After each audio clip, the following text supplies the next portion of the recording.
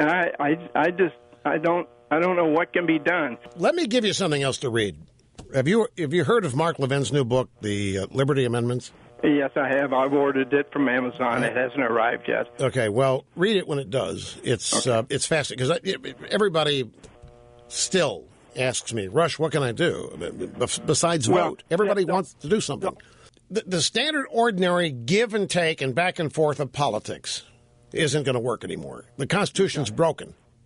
We're not living under it anymore. It's already been bastardized. The Constitution is going to have to be put back together. It is going to have to be reaffirmed. The founders understood that what we are going through today was very possible, and they had a prescription to fix it.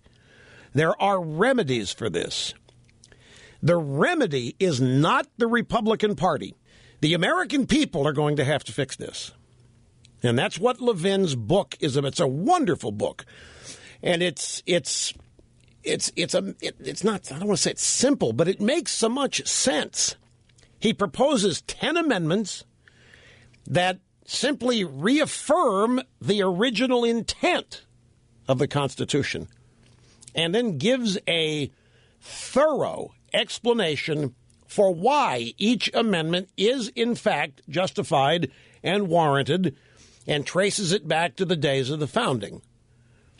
And it is something that the more people read it, the more people become familiar with it and demand that something be done to reaffirm and strengthen the Constitution. It's something like this that is going to be necessary because the Constitution is broke. We cannot rely on it now.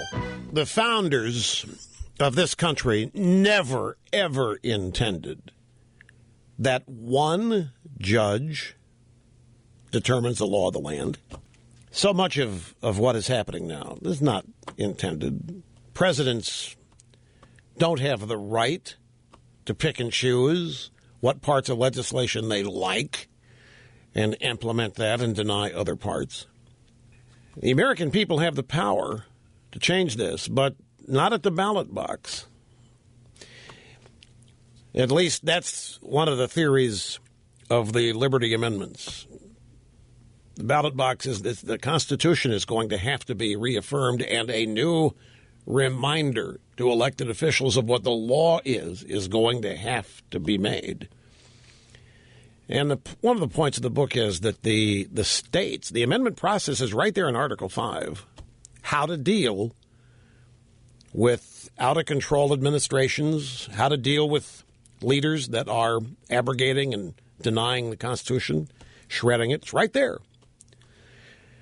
The founders are brilliant. They knew what they were doing. They weren't just devising a formula for life during their era. They were devising a structure for all time. And as such, they were able, because they understood human nature, they were able to understand exactly how despotism happens, dictatorship happens, usurpation of freedom by governments, how it happens. That's why the country came into existence. And there is a recipe, there's a formula, there's a prescription in the Constitution for addressing the problems we have today and fixing them. And it involves the states. States have, in our Constitution, the states, particularly banded together, have far more power than the federal government and the people. And it's going to have to happen.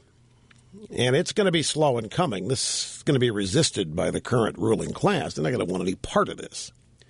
So it's going to have to effervesce from the grassroots up.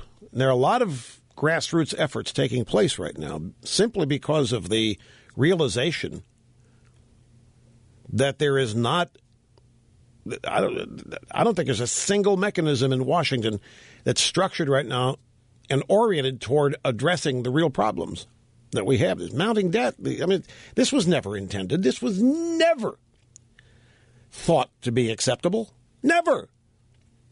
This kind of thing is what was supposed to not happen in almost every venue, almost every area of government, the EPA, all these bureaucracies, able to write their own laws and regulations without going through the representatives of the people. That was never intended. That was never part of the plan. Constitution's bastardized. It's been bastardized for years. It's been shredded for years. It needs to be reaffirmed. And Levin's book is a series of ideas of how to do it that involves the American people. I'm here live in Philadelphia at the Tomb of the Unknown Soldier. When you hear the phrase lives, fortunes, and sacred honor, these are the folks we should think of, those who anonymously gave their lives. Well, today you have a chance to volunteer. You need to volunteer for conventionofstates.com, the movement that's going to save the country. These folks are willing to step up and give everything. We need you to give just a little bit. Go to conventionofstates.com and volunteer today.